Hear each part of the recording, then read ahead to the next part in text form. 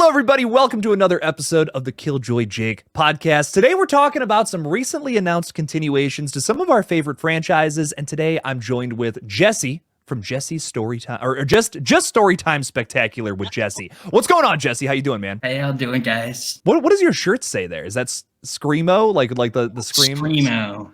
I love that. That's awesome. Alternative press t-shirt. Oh, dude. Oh, that's sick. I love it. You got all the Ghostface stuff just in the background on the shirt. You're killing it, man. But the Screamo part, I was like, dude, that's pretty much half of what I listen to. Tons of Dance Gavin Dance. Mixes some of your favorite things all in one shirt. With that, dude, we have some rumors going around right now that there's a brand new Texas Chainsaw Massacre in the works. Are you excited about that? I'm very. That'd be really, really fun to see. The description for it included that it's like this normal family moving into like a gated community, I believe. They somehow get mixed up into, obviously, the family. From what my mind is thinking, it sort of sounds like they're going to use it almost like a home invasion-ish possibility. It's Leatherface in the suburbs, which I think is interesting. We've never quite seen that before. We got kind of a taste of it in 2022. Yeah, it's interesting because we've usually seen the settings for the Texas Chainsaw Massacre movies be like rundown rural parts of Texas, and now it seems like we're moving to like this idyllic suburb in this gated community, probably with some money behind it,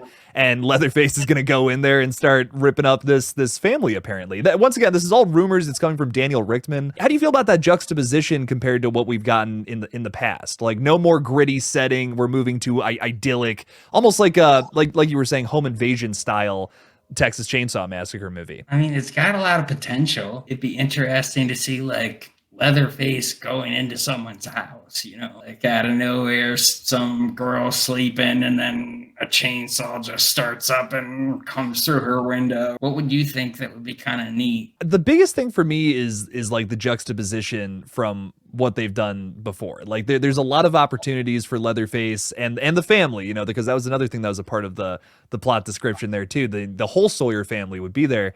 What would they do in an idyllic suburban neighborhood with like, families and parents, kids, all that? Like there's so much. I think there's a lot of potential there that you wouldn't have with just, a bunch of teenagers in a van driving down the road. Like we've seen that story multiple times now in this franchise. Yeah. Not to say it's bad, not to say it's bad. I just think that there's a lot of opportunities if you were to throw these characters into a typical slasher setting, something more akin to like The Strangers Prey at Night, or even Halloween is probably the best example, where it's Michael Myers. He's walking around the neighborhood.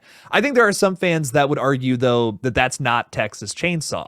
What are your thoughts on that? Like, do you think the grittiness will be missed in this new entry? It's interesting because it's like, is there a sneak, kind of thing there? Because that'd be hard to do with the chainsaw and everything. When it's putting the whole Sawyer family there, you have a good point, because a lot of the Sawyer family have a sense of control of Leatherface, I guess you could say, in many different variations of the sequels too. So yeah. It seems like that's kind of a theme that they're running with. That might also help with Leatherface just going maniac all the time. So they've set up a situation of which they've broken into the house already somehow. Is Leatherface really going to work out if they just send him running into a court with a chainsaw like that? So I don't think our characters are just woeful and just totally lost. If these are still Texas residents, just maybe characters with more money, maybe there's some commentary there.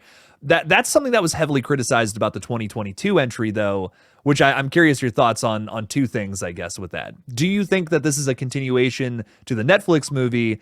And do you think that this will once again feature social commentary, which, once again, touchy subjects here. People weren't crazy about all that in the last one. Let's say the town situation definitely works. If they wanted to say this is what it sort of became later after a mini blurb at the beginning about how that land changed and how the area morphed into this suburbia, and then a snippet at the end of that for the explanation, they'd have, here's where the Sawyers are. Take them back to the Sawyer house, which is said, in that plot description to be like somewhere outside, close by to this new neighborhood.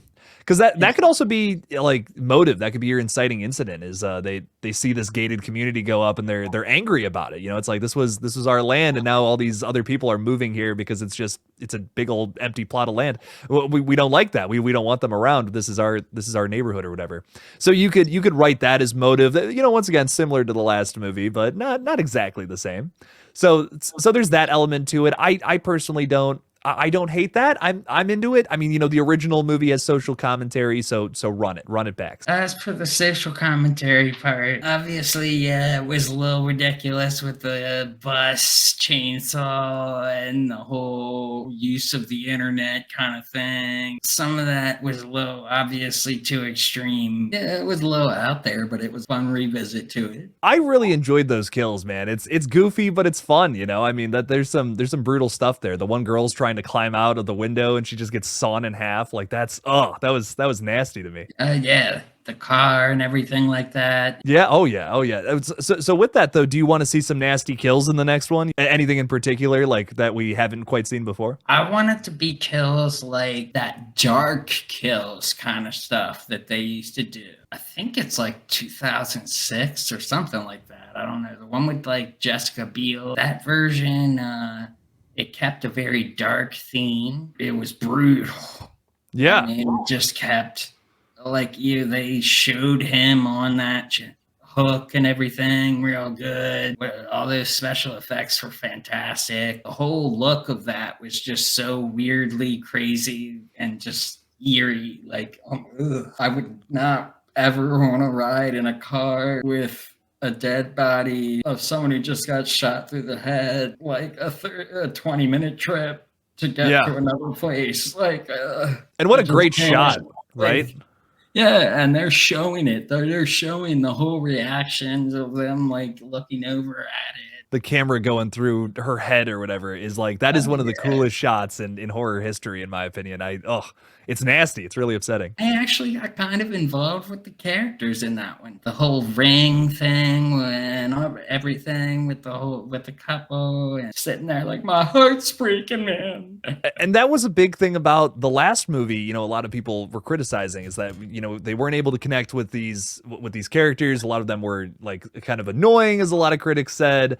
So you kind of want to see better characters in this next movie for sure. Build something up for us. A little tiny bit like Evil Dead Rise. The story was just fantastic. The only issue was I wasn't fully set into that family. Maybe just like a little flashback scene of her disappearing on them. Just a visual, maybe something more to feel like invested in them. It's similar in Texas Chainsaw Massacre 2022. You know, our main character is a survivor of school shootings, and we really only get to see like just a snippet of a flashback. It's hardly even mentioned. It's not really that, you know, they don't really expand upon it. It's undercooked. It is. Could have been more effective. I mean, well written. I can't, really argue, but we only got a tiny taste. You're right. They could have given us a little bit more. No, I agree. I hope that we get something along those lines in the next ones. We have some relatable characters. We have some fun moments with them. It's not just about the kills, because while I do really enjoy the 2022 movie, I totally get the criticisms for it. You know, I get people I love it for the kills and the Leatherface design. Like, it's fun for that reason for me, but it's not much more than that. I can, even as a fan, I can admit that. It was a fun movie and I'd rewatch it, but I'm not in love with it. Obviously, I'm a big fan of that remake, with Jessica Biel and them. A lot of people hated Texas Chainsaw 3D. You really like this one, though. I am a huge guilty fan of that one. The way that they show the family situation in the beginning, and that's brought in to the actual movie. Well, if we weren't involved with all of these main cast characters, at least we cared to know something about the family stuff that happens after. I am gooey about the little ending part with the throw the chainsaw and she's like, go get him, cuz. I was like, you know what, that worked. You know what, that was fun. I like that. I definitely had fun watching it. There's no denying that. I do really enjoy Alexandria Daddario. That's her name, right? Yeah. I think she's great. I'm watching White Lotus with her right now. now, and she's excellent in that. So I really enjoyed seeing her as a lead in one of these movies. I didn't hate the characters, you know. Honestly, I didn't love them, but I didn't hate them. And for that, I think it's at least does something. It at least does something for me. And for that, I think it's an interesting movie. It's an interesting continuation. It does feel a little bit like just just a regular cookie cutter slasher, which I think is a lot Oh, of the yeah. reasons. I think that's the bit where the biggest criticisms really come from. A little bit basic when they kind of just, after they brought that story in, and after Leatherface shows up, it's just kind of the same old slash it up. It was just a neat little gem I kind of fell in love with for a minute. Yeah, yeah, dude. Well, let me ask you this regarding the new one. Are you looking to get back to like the style of the original, the 1974 movie? Do you want to get back to that grittiness? Do you want something that's a little more in line with like the 2013 one, which is like just a little more like follows your familiar flow of a slasher? What is there anything, any wish list items that you want for the new one to kind of get back to something from the past, or do you want to just try something new? I do want to go with the grittiness of it from the past. And it might be even interesting to do partial of it found footage, maybe. They could incorporate that well and go back to the early found footage, you know. Maybe they just start us in the Sawyer family. Instead of just bringing us in that immediate comforty family suburbia, maybe they just give us something really gritty right at the beginning. I think like that sounds a lot like the beginning to me, which I like. That's my guilty pleasure movie from this franchise. I love Texas Chainsaw the Beginning, and that Really? Okay. oh, dude, Okay. I love it. Like I think it is just that to me is like my yeah, I don't know. That's one of top 10 guilty pleasure movies. That's there for me. I what I love about it is it goes back to like the family. It focuses a lot on that new family, which was such a big standout from the remake in my opinion, and that's a lot of the movie. Like R. Lee Ermey just giving this like chewing up the scenery, giving this great performance. I loved seeing him again, kind of being front and center in the beginning. I don't know, whatever they do for the next one, I'm with you, man. I want to see more of the Sawyer family interacting. It's something we didn't have in the last movie. You know, it's kind of just Leatherface running around chucking a chainsaw at people, and there's nothing wrong with that. Nothing wrong But with still, that. And I kind of enjoyed the little comedy undertone going on with some of it, but I'd like them to go a little bit away from that one on this one. I also want to talk a little bit about Evil Dead 6, which just got announced. Do you have any excitement for that one? Like, are you a big Evil Dead fan? Yeah, oh yeah. I especially really like that they're using the Necromericon in different settings. When they pulled up just the apartment building, fantastically different. Yeah.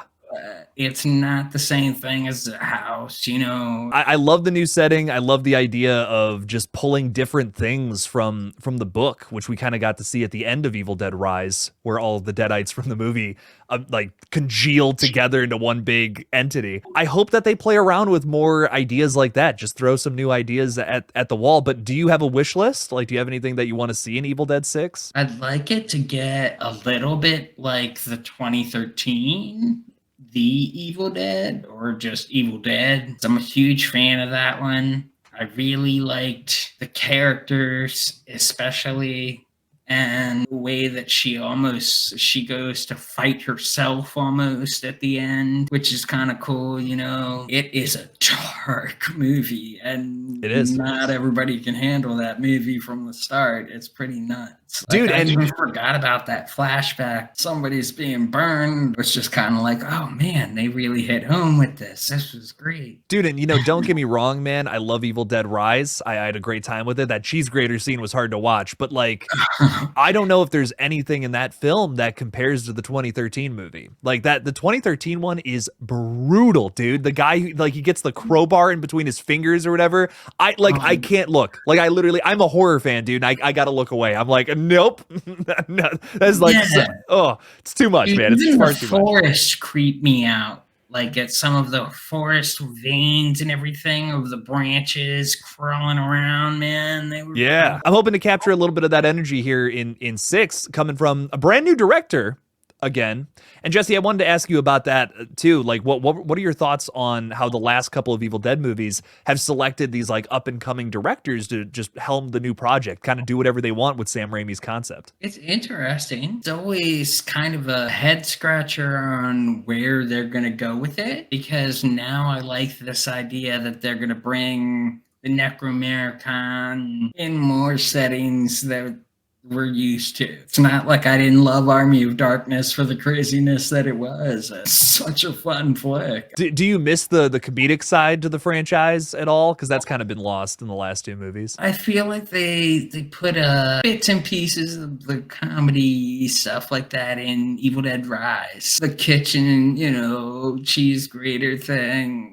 Obviously that was creepy, but it was funny the way that it's even be told, I guess. A cheese grater, like what? You kind of got like this hint of Army of Darkness in there, not just in the comedy, but it's also like we're going back to the whole idea of three books. Lee Cronin has confirmed that his book in Evil Dead Rise is one of the other books that was like on the table back in that movie, which I think is so interesting. So there's a lot of connections to the franchise, even if tone wise, it's kind of a whole new movie. It's kind of something that they haven't even really stepped into yet. And they haven't even given away like what kind of setting. No, it's freshly announced, dude. Like we just got the news a couple days ago from when we're recording this. Like, what are you looking for a new setting? Are they really gonna do cabin again? It'd be fun, I guess, but maybe there's really got to be something different. Let's say they give us a whole new different setting, like kind of how they're doing with Suburbia, Texas Chainsaw. Maybe they'd be doing something like that. Maybe a venue or something like that. It could be anywhere. It could be anywhere in the world. And I think Evil Dead Rise kind of proved that it's like, it could be buried underneath this building that's about to be taken down. It could be, maybe it was at a cabin in the woods. You can go anywhere with it. And we really haven't even explored that aspect of this franchise yet. I do gotta say, I love that 5 introduced, or Evil Dead Rise in particular, the 5th entry. It introduced like that new element. It's not just, oh, we found it at the cabin and now we read from it, we're screwed. I like the idea that it could just be hidden anywhere secretively. Like there's so many like secret weird places that people have, like there's abandoned cities. Like I don't know if you know about like Gary, Indiana, but like Gary, Indiana is like mostly abandoned. Like there's like not a whole lot of people living there. What if, people just exploring that found a Book of the Dead somewhere and now they're getting attacked? There's no cops around because it's an abandoned city. Like that's a whole movie. That's Evil Dead 6 right there. That's give us something like that. That's pretty cool. Yeah. Just people like, recording an abandoned city or something. That's all the motive you would need, and then they find some weird book and start reading from it. Like any way you can give us a different setting without it becoming gimmicky. You got to give us a good reason to get there. You got to give us a good this and that, to make the story flow well. But anything to get more Deadites, man, I'm here for it. Do you want them to continue the trend of just hard to watch visuals, like how we've kind of gotten in the last two? Yeah, but I don't want it to take away from the story too much.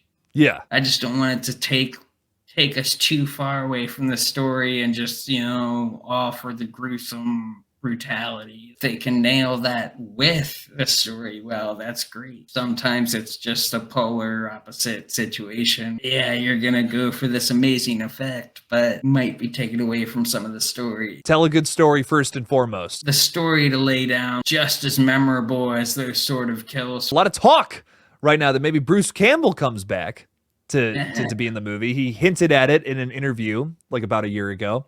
Do you think there's any way that he'd get his old ass in the blue shirt again with the boomstick and all that, going after some Deadites again? Maybe somehow they end up in the Army of Darkness era. Who knows, man? Maybe he shows up somehow. Yeah, there's a lot they can do with that, man. It would be fun. I wouldn't be against seeing Ash again. It would be fun. I love him. Those first 3 movies are iconic, dude. Is there anything else you're excited about that's upcoming? We want more info on Scream, but Scream 7's gonna be a crazy one, and I don't want to jump too heavily on rumors like you were saying. It's all just a little game of telephone until we get a real source. I'm hoping we get some stuff confirmed, especially about Scream 7, man. Everything is so up in the air with it. I want this franchise continuation, man, but we just don't know what the hell's going on behind the scenes. Even if they do bring Sydney back, how are they going to incorporate that with anything else? Are they going to bother? I hope that Nev comes back. I hope that they pay her, and I just hope they get this whole thing resolved. Hopefully they're able to make the movie, and maybe we can see, if they get this all resolved now, maybe we can see the movie by 2025, man. I'm just keeping my fingers crossed. Jesse, as we wrap this thing up, do you want to talk a little bit about Storytime Spectacular? I certainly do, because I have a lot going on. I just released The Legend of the Hot Dog Girl as a original story. Just the whole thing is hilarious.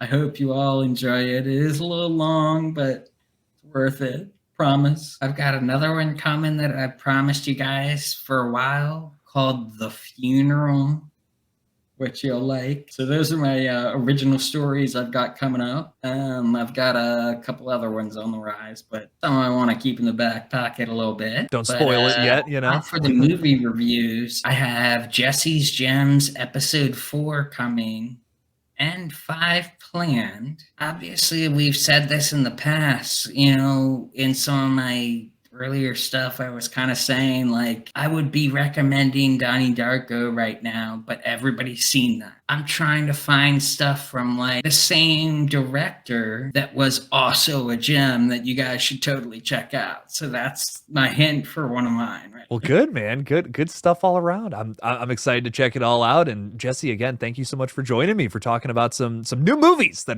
just got announced. And thank you so much for having me. This is always a good time, man. Thank you all so much for watching the newest episode of the podcast. Don't forget to like and subscribe, and we'll see you in the next one.